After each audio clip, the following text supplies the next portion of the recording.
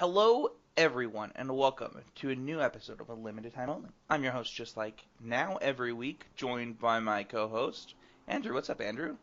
Oh, not much. Just been working. Does anyone call you Andrew? Does your mother call you Andrew? No, my parents don't call me Andrew. Sometimes I get called, not even at work. People still call me Drew at work. So, All right. Well, fair enough. well, let's get right into this. So this week we're going to talk about we're just going to look deep into SOI and kind of where we're at, what we think of the decks, what we think some of the awesome cards are. Um, First off, I want to give a shout out to Danny Cartho. He's a listener of the podcast that qualified for the Pro Tour at the last RPTQ, and he just wanted us to know that the podcast really helped out, and just want to say thank you and congratulations. yeah, congratulations. Don't forget to check out MTGO Traders at mtgotraders.com. They're the best place to buy Magic singles. Also, we have a new sponsorship from GameGrid. It's not quite finalized yet, but check out some of Drew's content at playatgamegrid.com. You'll also be able to listen to the podcast there soon. So, and they're doing Gaming Con this weekend in Salt Lake, so check out their booths. Right?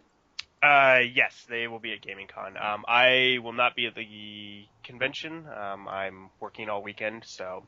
But yeah, check them out. They're a great place to play Magic and other games, and we will have more information on that sponsorship coming soon.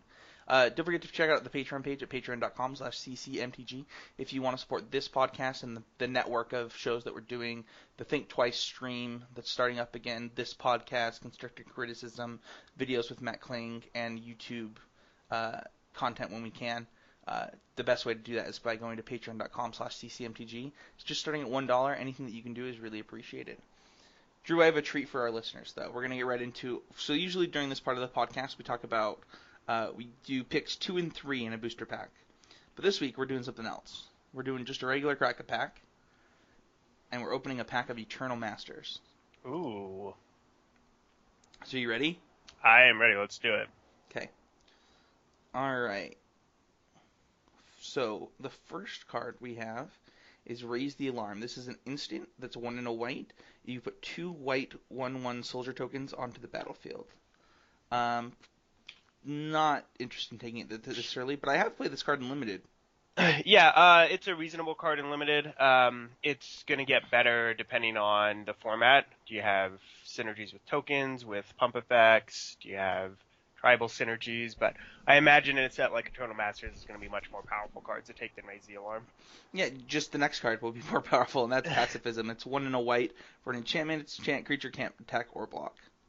Yep, much better white card. Just a classic solid piece of removal. So Elite Vanguard is next. It's a human soldier. It's a 2/1. We're probably not taking that. Glacial Wall is a 3-mana 0/7 defender for blue 2. Taking that? Is it just the vanilla one? It's not the one that launch features that one. No, it's not. It's not Wall of Frost. Okay, yeah, no, not gonna take Glacial Wall. We have 2 and a green for a 2/2 human druid. It's a Yavimaya Enchantress, and it gets +1/+1 for each enchantment on the battlefield. Is this a common? It is a common. Interesting. I don't know if there's an enchantment sub-theme going on. I mean, I don't think I would take this early, especially if it's like the first time I've drafted this set, so I would probably not be looking at this, but there could be an enchantment sub-theme with the set going on where this is possibly like an archetype build around, but yeah, right now I don't really want to take this. There are 1, 2, 3 enchantments in this pack alone. Okay. We have Thornwood Archer next. This card is a green and 1 for a 2/1 reach Death Touch. I'm moving this to the front over Pacifism. I'll tell you that right now. Really? I would. Interesting because I had this in the sideboard of the deck I top 8 of the Grand Prix with in Constructed, but I think I would still take Pacifism. I think Thornwood Archer is like Green Doomblade. That card's great. It's not quite that good because obviously your opponent can determine whether they want to attack or block. If LSV can call sensory deprivation source to plowshares, I can call this whatever I want. All right, fine, Green Doomblade, but I'm still gonna take I'm still gonna take Pacifism. I would probably also take Pacifism. I'm just kidding. Green. I just like green a lot. Reckless Charge is next. It's 1 red for a sorcery. Target creature gets +3/+0 and haste until end of turn. You can flash it back for a red and 2.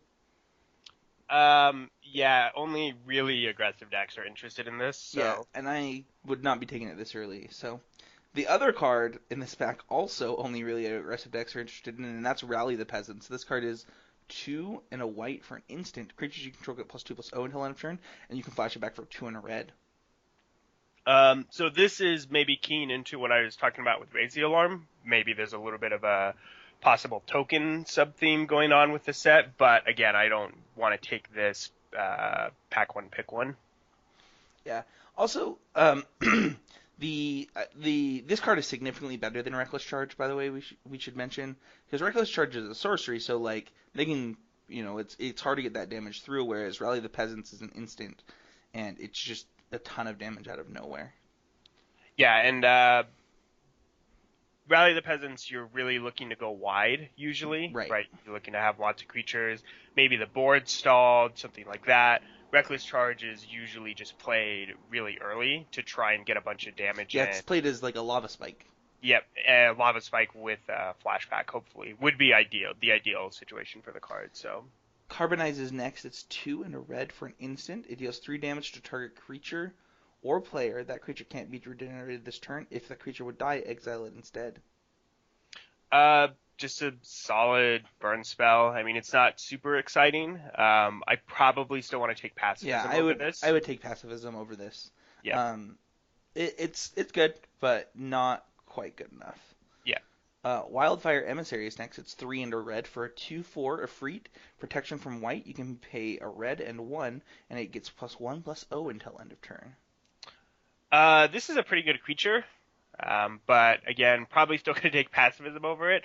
But it is, Wildfire Emissary has like just enough text going on to make it a pretty strong creature. Protection is something that when was the last time they printed a protection creature? Has there been one in recent sets? I'm kind of drawing a blank right now. Just like at common? Probably not at common. Well, yeah, I don't think at common. I just mean in general, like even rares or mythics. There's probably one. I'm probably just not thinking of it right now. But anyways, my point is that protection from colors is a very, very powerful effect, obviously, versus those colors. You can't target it with removal. You can't block it. If it's blocked by it, it doesn't deal it damage. Yep, exactly. Yeah, protection is a very, very powerful effect. Protection from some colors is notably stronger than protection from other colors, most notably like protection from red, because if your creature has protection from red, it's almost impossible for a red mage to kill it. I say almost impossible because there's really weird corner cases like it's blocking a creature, they play a spell like Skullcrack. It's a very, very corner case. But anyways, my point is protection is a very powerful ability and shouldn't just be overlooked. You shouldn't just look at this as like a 2/4 with fire breathing. Just know that this is going to be a very good card versus a white deck. They can't pacifism it. They can't block it. If it does block it, it'll never die. So you're taking pacifism still? Still taking pacifism, yep. Scoured Barrens is next. It's a land. It taps for a black or a white, comes into the battlefield tapped, and you gain life when it enters the battlefield. I'm not taking this. I mean, there could be a way in this format, if with all these lands printed at common, it could be that maybe I want to play 5 color and I take these lands really early, but I don't know that that's true yet. Yeah, it may not be that there's a payoff for going 5 colors, like there is in like Modern Masters 2, right? Like Modern Masters 2, there's kind of a payoff for going multiple colors, but so far the cards you've listed doesn't sound like there is any sort of payoff. But next card we have is 1 green, 1 white, and 1, and it's an enchantment aura. Can you guess the rest of this card, Drew? I'm trying to think of some stupid enchantment, but I can't. It's Armadillo Cloak. It is Armadillo Cloak. It is Armadillo Cloak. What does Armadillo Cloak do? So it's an enchantment aura. You enchant a creature. The creature gets +2/+2 trample and lifelink. Not lifelink. Oh, okay. I'm sorry. Old lifelink, which is whenever the creature deals damage, you gain that much life. There you go. Which is sometimes better and sometimes worse than lifelink. Yeah. it's yes. I mean, you can put this on your opponent's creature and then that, right? Yes, you can. You can do that, but it's not a great use of the card. Quiet Speculation is next. Oh, by the way, are you any chance you're taking Armadillo Cloak this early?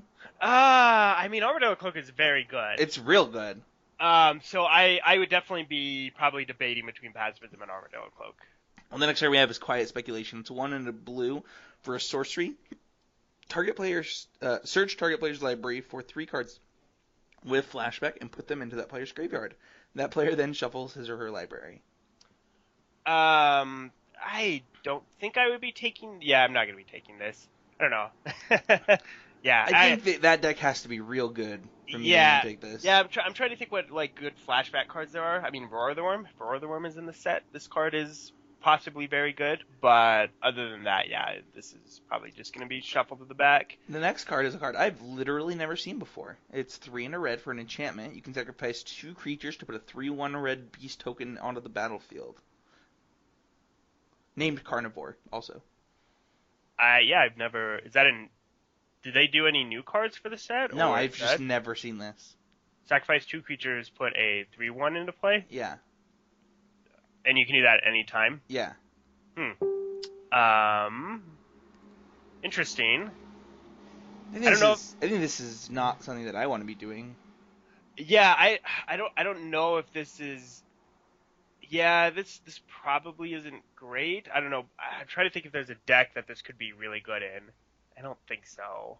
I'm sure that there are situations where it could be really good in. Yeah. I mean, I definitely am not taking this pack one pick one. I'm trying to think if there's some potential for a card like this. So the next card we have is a blue and a black for an artifact creature bird. It's a 1/1. It has flying and death touch, and when it enters the battlefield, you may draw a card. His name is Baleful Strix. This card's great. This card's real good. Yeah, I mean, you compare it to Thornweld Archer, it's like miles. Yeah, I mean, it's at least 2 Thornweld Archers. I mean, I really like Baleful Strix a lot. So, yeah, I'm putting this to the top of the pack, kind of shuffling between this and Armadillo Cloak and Pacifism. Yeah, this is kind of a hard pick for me. I've never drafted the set before. I don't really know as far as preferences what I would want. My gut instinct says to take Pacifism. Yeah, I think Pacifism is the safest pick out of the 3 cards, right? I mean, it's 1 color. But my heart wants Armadillo Cloak? Well, my heart definitely wants Armadillo Cloak, but I also really like Baleful Strix. Yeah, out of the 2 multicolor cards, I like Baleful Strix more. It's a 2-for-1. Yeah, it trades with anything.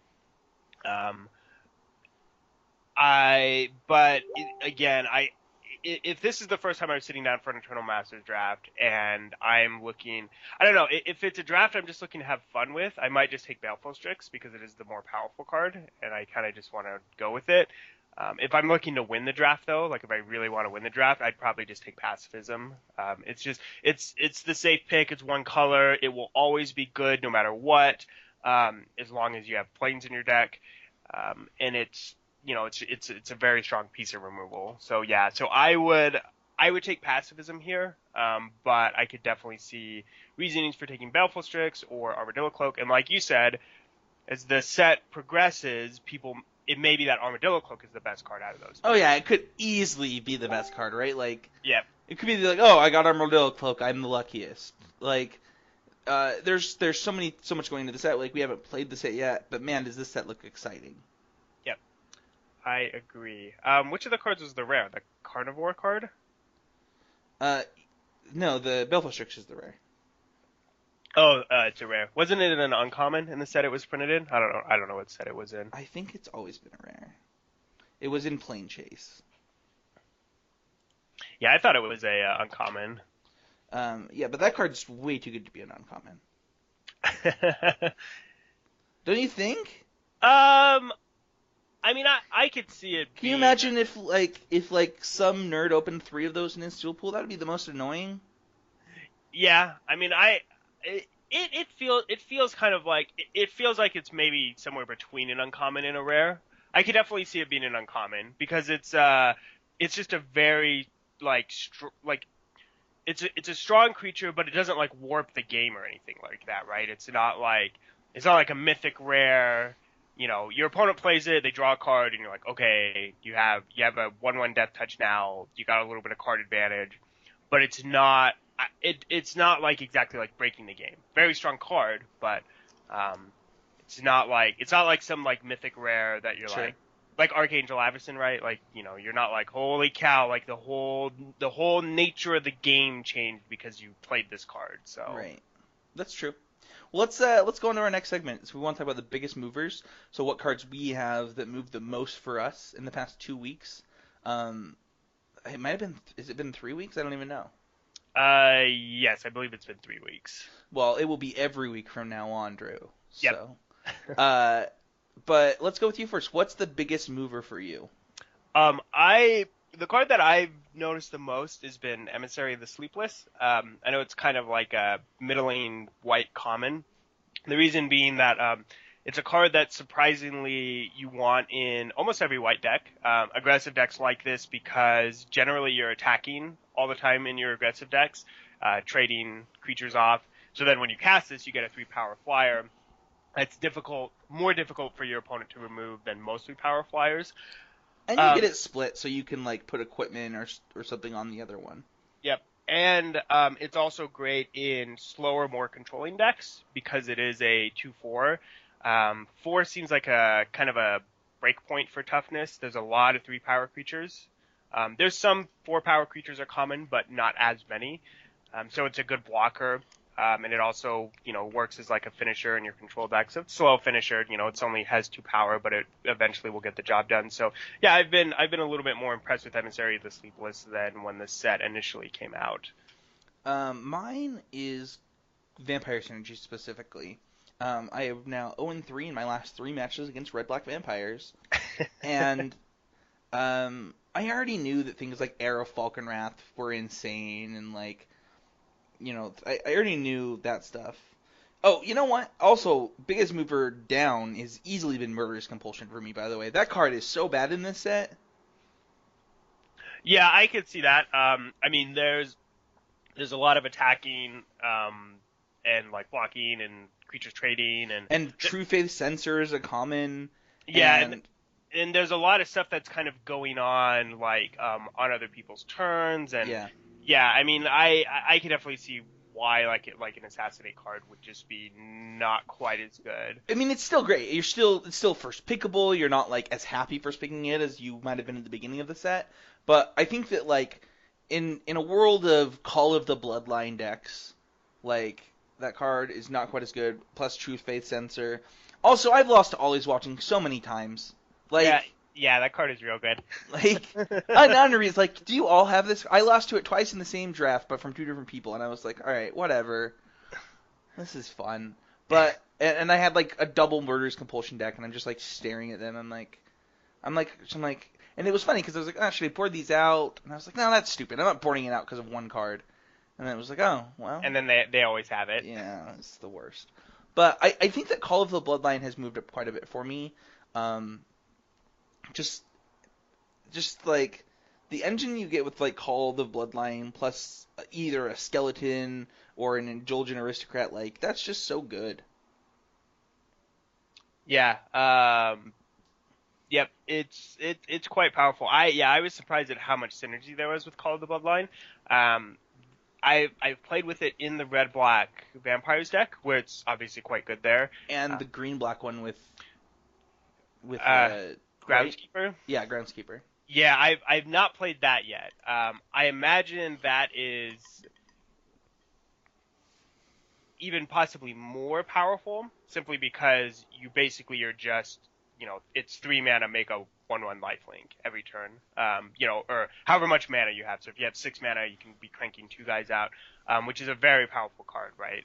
Right. So yeah, I was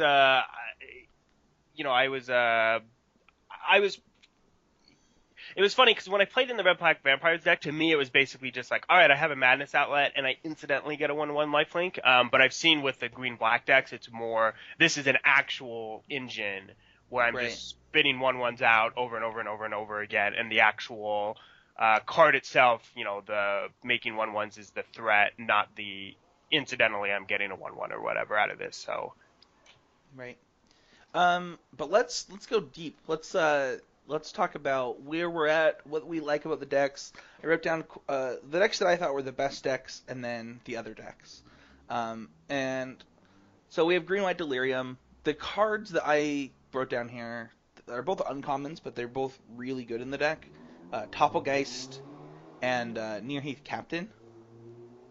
So Topplegeist, we said that when this card was spoiled, we were like, oh, this card could actually just be insane. And it's actually like one of the most annoying cards to play against, and one of my favorite cards to play with in the set.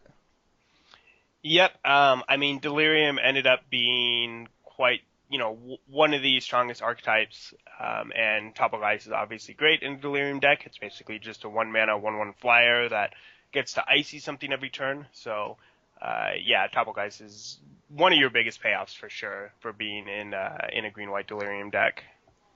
Yeah, and Nearheath Captain is just like probably one of, if not the best white uncommon. It's really good. Like it might be the best white uncommon creature. I don't know that makes it the best white uncommon, but it's pretty easy to get it into your graveyard, and once you do, it's got a Lingering Souls effect. Yeah, card is And very it's a powerful. 3/1 life link on the front. Yep.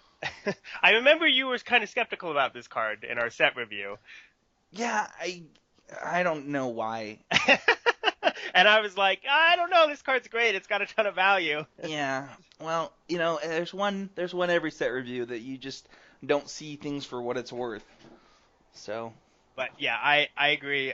Those two cards are great payoffs for being in Delirium, and then obviously you have other cards like Dauntless Cathar that is great on the front side, but also great when you flip it into your graveyard. So White has some pretty good Delirium cards like Perish Blade and Reaper of Moonsilver, and like really good payoff cards that you don't really notice. Like when the set came out, I was like noticing all the payoffs in the black and the green, but White's got some stuff.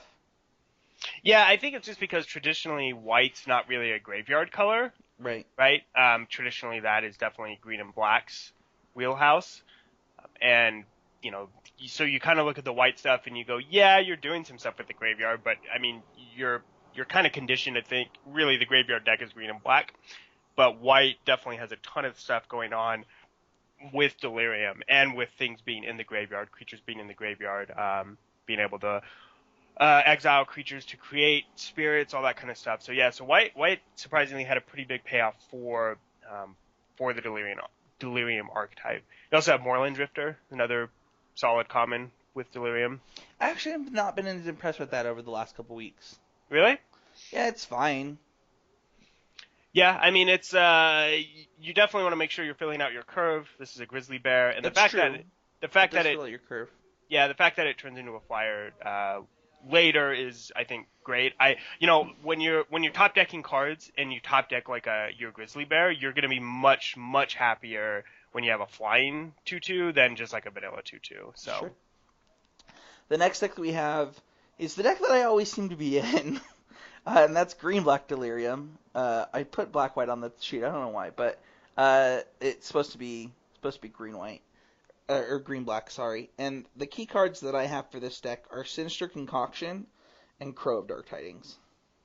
Yeah, it's interesting to me that Crow of Dark Tidings is such a good black common compared to say like Niblis of Dusk, which is just kind of it's a good blue common, but you're nowhere near as excited to have Niblis of Dusk as Crow of Dark Tidings, and that speaks to just the power of the Delirium deck. Yeah, Crow of Dark Tidings is like so good. It just fuels you to Delirium so much faster than you would normally get there. Obviously, like we could put cards like a Cursed Witch on here, which you had a little bit of doubts on, and it turned out to be like the best black uncommon. I mean, my initial response was just like this is a reasonable black uncommon, Sure. just kind of like middle of the pack. But yeah, it definitely ended up being much stronger than I agree than I had initially given it credit for. Yeah. A Cursed Witch though. The reason that I wouldn't didn't put on the list of like, oh, these are pretty important is because like you're gonna play something like that in every black deck, and you'll do that with Sinister Concoction too, which I put on the list. But like, Sinister Concoction's really good in this deck.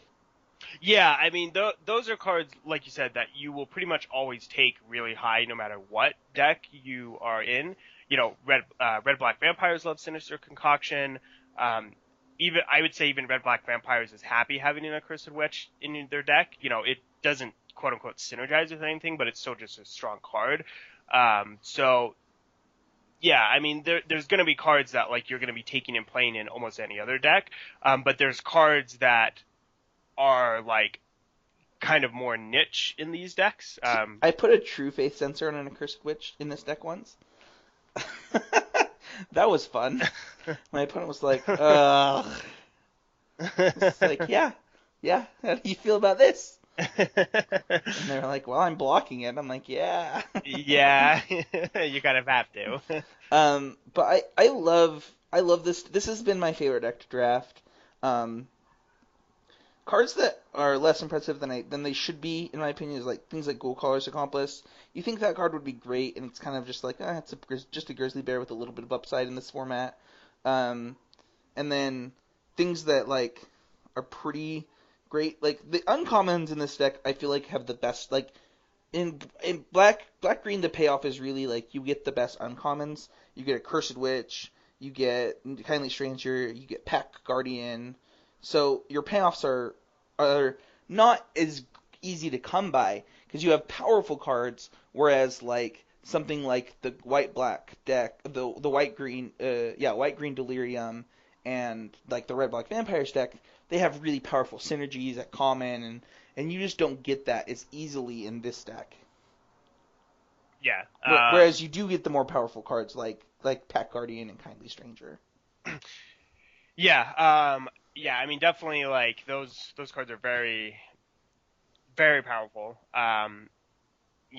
Being able to trigger Delirium and all that. You have cards like even like Tooth Collector. I think is a really great payoff card Oh as yeah, well.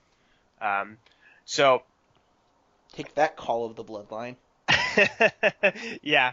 Uh, it's a little bit of a slow work, but it'll eventually it'll get the job done. But yeah, the other decks, other green and black decks are likely taking those cards very high as well. Like I've played Tooth Right. Collector in non-delirium decks, and he's still a great Right. card. So And I think that's one of the reasons that green black suffers a little bit is because green's the best color, black's really high up there too, and so like this deck could have ended up probably being the best deck in the format, but it's just so hard to get all the best cards because like everybody wants them. It's we see this in limited quite a bit actually, where like the best two colors don't make the best deck because people are fighting over them in other places. yeah. I mean that's true. Sometimes though you're at a draft table though, and nobody's really drafting those colors. I mean you're it's very rare you're going to be the only person in two colors, but sometimes you'll sit down at a table, there'll be like one other black drafter, one other green drafter, and then you end up in a good seat. You end up getting a very powerful green black deck, and so when it does happen, you get paid off handsomely for it. So Yep. Next deck that we have here is blue red spells. I've never drafted this deck, and I have never lost to this deck that I can remember. I've never ever drafted this deck. I usually don't really draft decks like this. Just in general. It's just usually not my thing. I'm not like first picking a thing at the I'm just ice. too afraid to fail. Yeah, exactly. And My deck is filled with Pyre Hounds and Rise from the Tides. I'm really scared that I'm just not going to get there. yeah, and it's definitely and you have to change your drafting paradigm a lot when you're drafting a deck like this.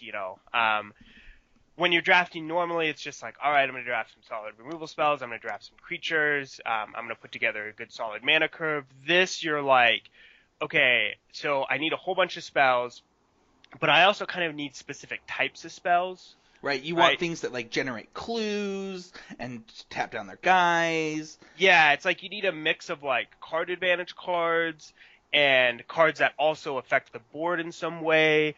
Um, but you're also fighting for removal spells with other people.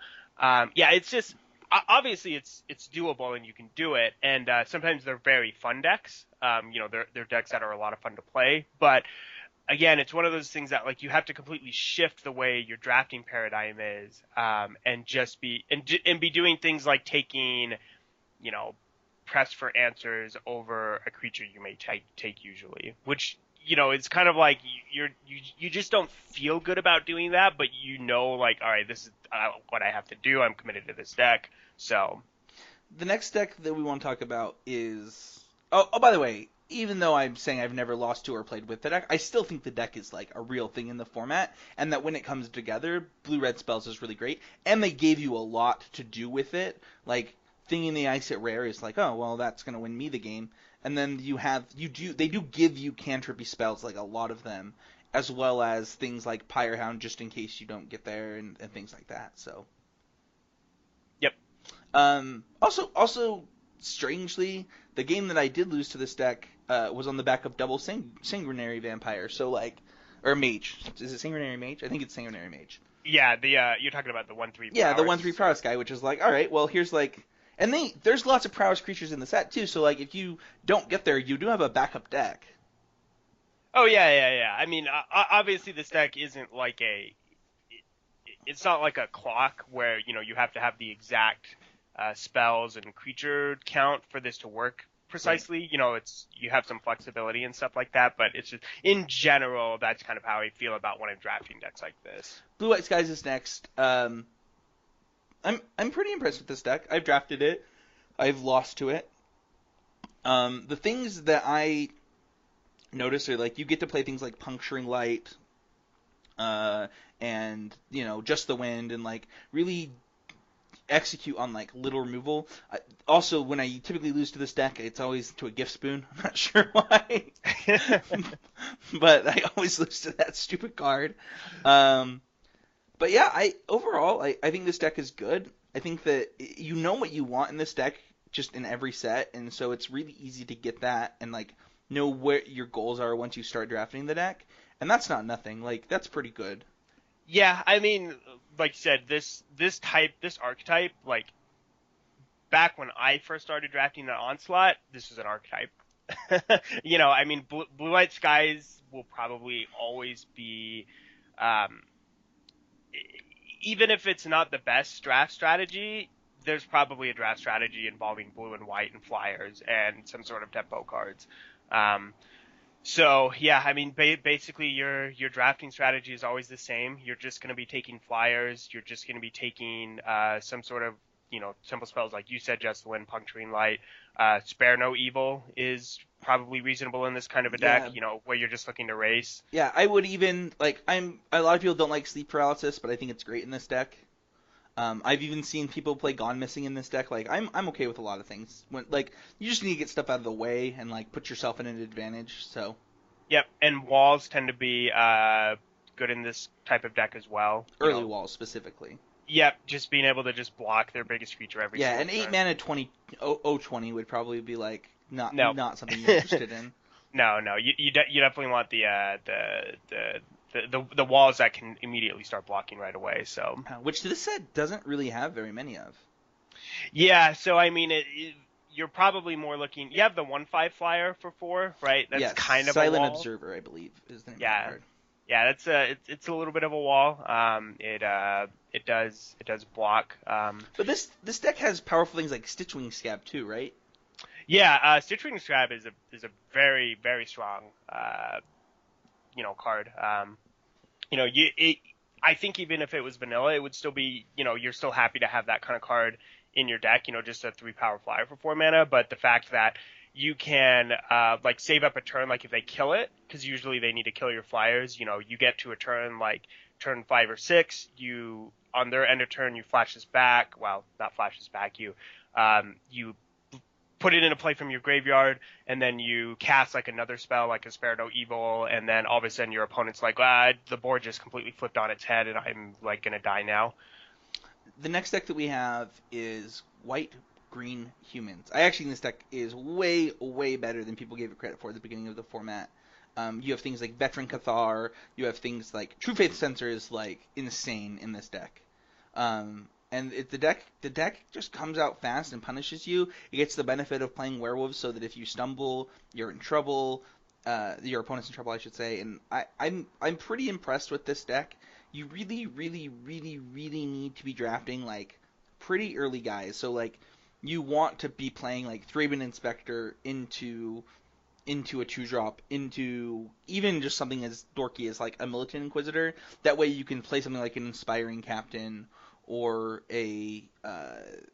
what's the other 4-mana guy in green? Um, the Solitary Hunter, but you're thinking of No, something no, no. else. The 3/3 trampler that gives your creature +2/+2. I think Intrepid Provisioner. Right. Yep. That gives a human, and like you just go. It's so easy to go wide quickly with this deck to curve out, and then you get the white removal. You get that stuff, and then you also get the benefit of having the best common in your color, and that's Rabbit Bite. And like the deck benefits from I think like this deck and green this deck and the other green white deck. So there's obviously we have 2 green white decks on this list, right? We have green white humans and green white delirium. And I think the fact that there are 2 green white decks is what was one of the things that we were talking about, like takes so much away from things like black green delirium. So just my initial thoughts. What about you? Any additional thoughts on this? Yeah, I mean, I agree. You get the 2 best common removal spells, right? You get Rabbit Bite and Angelic Purge. You also the key difference, like you were saying, between drafting this deck and drafting Delirium deck. A Delirium deck, you're generally just taking the more powerful cards. You do have some consideration for mana curve, but it's not as important. In green-white humans, you really want to be taking 2-drops really high in this kind of a deck. I mean, the Moorland Drifter we were talking about in green-white Delirium, where I was like, it's just kind of nice. It's incidentally good that it's a flyer. You want to be taking that card much higher in green-white human, even though it's a spirit. I know it's a spirit, but my point is that you are taking your bears much higher in this deck. Because you're basically, like you said, you just want to curve out, because if on the alternative, if you stumble as the aggressive deck, your deck putters out in the late game. You're drawing very weak spells. You can't apply pressure anymore. Which is why things like Gift Spoon and True Faith Sensor are really important in this deck, because they give you a little bit of, they pack much more punch for you. Yeah, absolutely. They let you finish a game out. But yeah, you do want to come out the gates. You want to flood the board as quickly as you can. I mean, you want to be attacking. But yeah, I think it was interesting that when I initially saw the set, I didn't really think there was really like a humans. I knew there were humans in the deck, but I felt outside of like the rares, like Thalia's Lieutenant, there wasn't really like a big payoff for being humans or whatever. But there's more than I realized. Yeah, Intrepid Provisioner, True Faith Sensor. There's another one that I can't think of. I think a common. I'm trying to think of the common one. I was thinking the linchpin is obviously like Veteran Cathar, right? That's the name of the green one that gives double strike? I can't quite remember. That is Veteran Cathar. I mean, yeah. There's a lot of stuff. There's stuff going on in this deck, and it also helps that Rabbit Bite just turned out to be so good. Yep. Which goes to show the power of one-sided fights. Yeah, it's yep. I mean, Prey Upon was super powerful as well, and this is basically just 1 extra mana, and you don't quite, like, if they have a pump spell that you don't get blown out, but that's about it, so. Well, in Nissa's Judgment, right, Nissa's Judgment was, like, insane, but, like, it's the same idea where, like, it's like, oh no, you just deal your power to it, and it's like, if they have a pump spell, like, alright, well, I traded my Rabbit Bite for your pump spell, but it's still real good. Next up, we have Red-Black Vampires, Call of the Bloodline, Indulgent Aristocrat. Those 2 cards together are great. But overall, like, this deck is just, like, synergy.deck. It's just, I got this Call of the Bloodline to make my discarding these cards even better. And the deck is a work of art when it comes together. But I think, and then there's also bad Bloodbraid Elf. Stormkirk Mentor, sir. Stormkirk Mentor. Stormkirk. So stupid. I lost to that card on Moto, one of those games against Red Black, and I was like, I hope Drew doesn't know that I did this. This I think is probably the most synergy driven deck, right? I think the other decks, there's synergies going on. Your cards are more powerful when they're combined. I think that it's just so easy to get Delirium that it doesn't feel as synergistic as Vampires does. And on top of that, a lot of the Delirium cards are kind of fine by themselves, right? You're not like, oh man, I didn't get Delirium, now my card is bad, kind of a thing. And I think in Red Black Vampires, that's more the case than any of the other decks, right? Like you were talking about how people are going to be taking cards like Halpak Guardian and Kindly Stranger from your green-black Delirium deck in any green or black deck because there's still good cards in those decks. People aren't taking Incorrigible Use in their non-Madness deck, right? Because it's such a weak creature by itself. Bloodbond Vampire is another example. It's a card that's like, it's fine, but like it's much, much, much better in Madness. It's much better with Vampire synergies. So this really is the deck I think where your payoff is very high, but when you don't get the payoff, when you just end up with a pile of cards, your deck is much, much worse because of that. The next good deck that I have on here is Blue-Green Clues. The key card in this deck is Confront the Unknown. Like, I would have that as like the number one key card that makes this deck sweet. Yeah, I mean, being able to leave your creature like +6/+6 for 1 green is pretty insane, and you draw a card later. That card is like so good in this deck, and obviously there's other like Uvenwald Mysteries. Like if you get that in this deck, and you get the blue one, whenever they deal damage, like the other enchantment. What is that one called? Ongoing Investigation. Ongoing Investigation. Yeah. Like those two cards are obviously both just insane, and then like you get things like Stitch Mangler and things like that. But this deck is a work of art. Like this deck is everything that I want to be doing in Magic.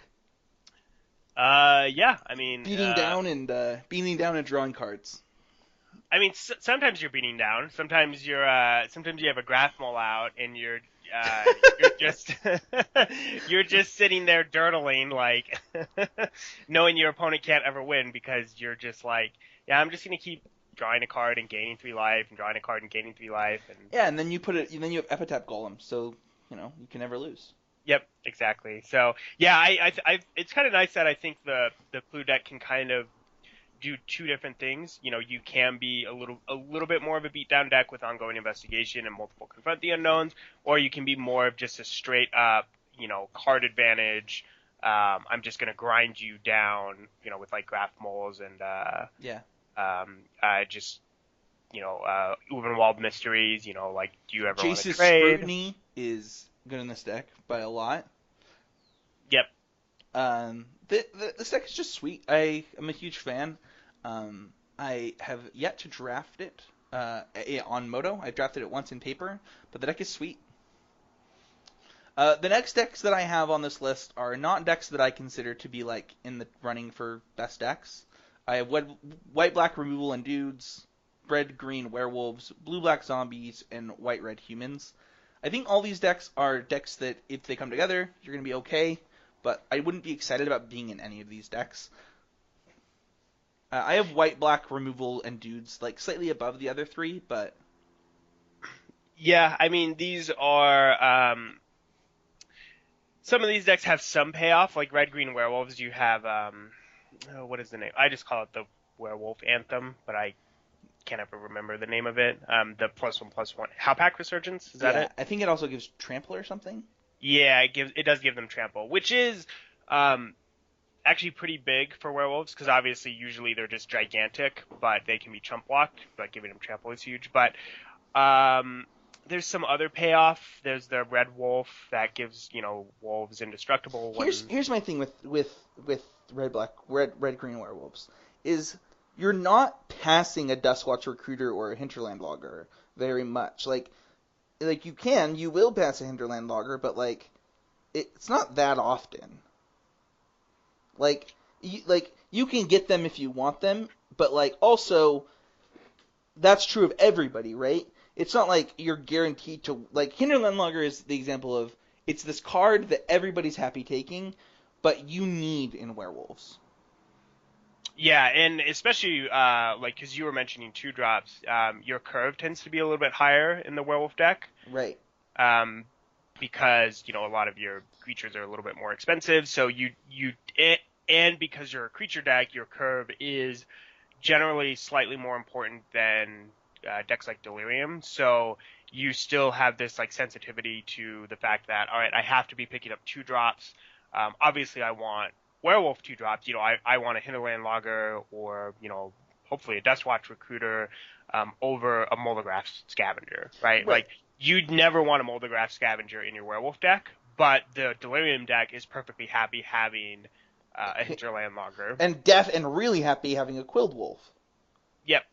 So it's like while everybody's happy having your card, you actually like need Quilled Wolves and Hinterland Loggers. Otherwise, you're going to be in trouble. And it's a problem, and it's a blessing and a curse, right? It's a blessing that you have so many common two drops, but it's a curse that everybody's happy having your common two drops.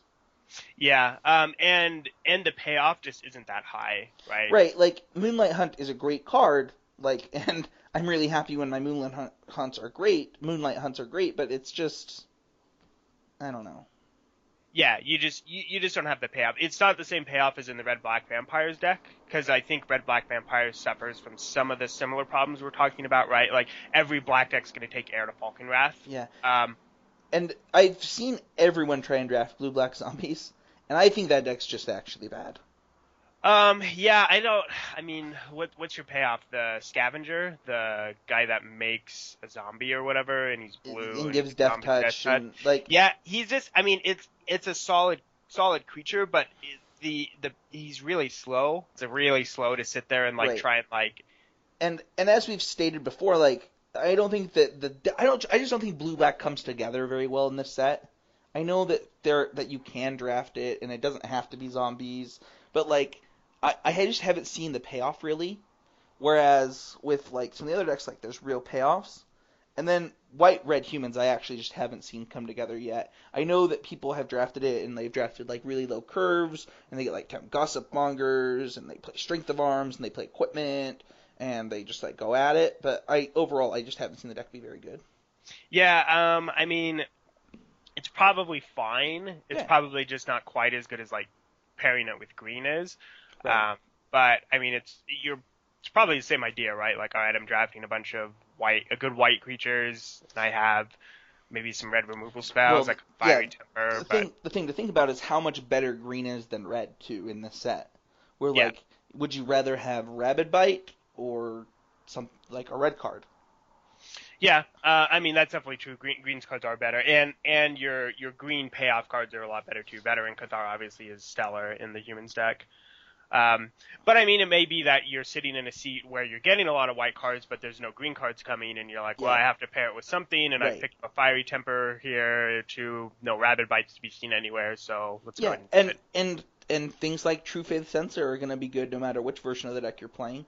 So if you can get like a burn from like if you like get some sweet red cards like even something like Skin Invasion could be good. I'm not sure if that works in that deck, but Spiteful Motives has been a card that's moved up for me. So there's definitely things that you can be doing, but I'd much rather be playing the green cards than Reduce to Ashes in my Sure, aggressive deck. So sure. But like in limited, you have to take what you get. yeah, you don't always get to sit down and be like, all right, I really want to draft this black green delirium deck, and then you force it, but the like two people to your right and to your left are also drafting your colors, and you just end up with a pile of bad cards. Where it would have been better for you to be like, well, I could draft that, or it looks like there's a lot of blue cards that are open. I know blue's not the best color, but it's still an option for me to draft it. And oh, hey, I got past this really good blue rare. So let's go ahead and maybe jump into that color. So it's kind of always the caveat with limited, right? Like we can talk about the deck archetypes and be like, yes, this deck is stronger than this deck.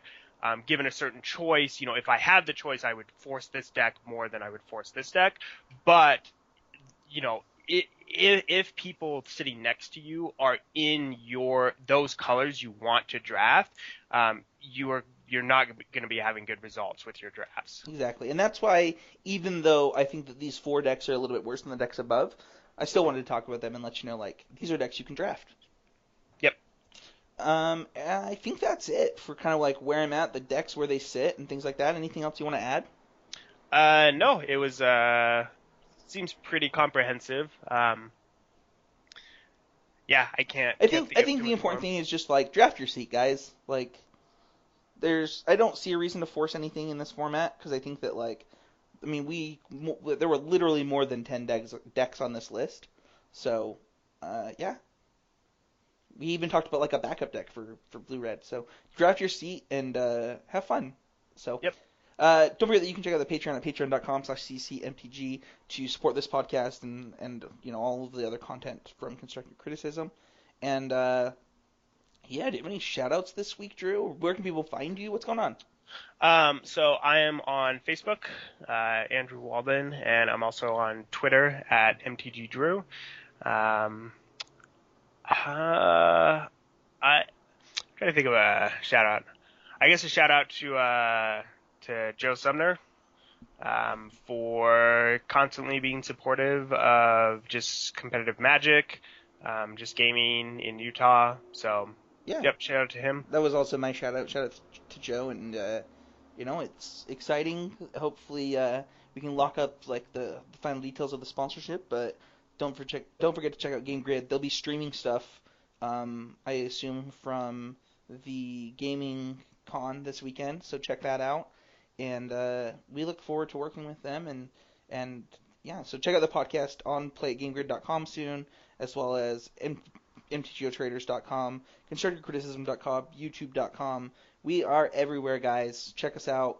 Share it with your friends. And yeah, you can find me on Twitter at Spencer13H. You can find both Drew and I in the Constructive Criticism Facebook group where we talk about Magic and Limited, Constructed. It's a great place. So thank you, everybody, for listening, and we'll see you guys all next week. Yep, see you guys next week. Yeah, exciting. So if you haven't figured it out yet, this is a weekly podcast now, and we look forward. Let us know if there's anything you guys want to hear more of. If there's things that interest you that we might not be doing on this limited podcast, but I hope that this podcast lasts as long as at least constructive criticism has. Yeah, absolutely. All right. Thanks, everybody. Bye.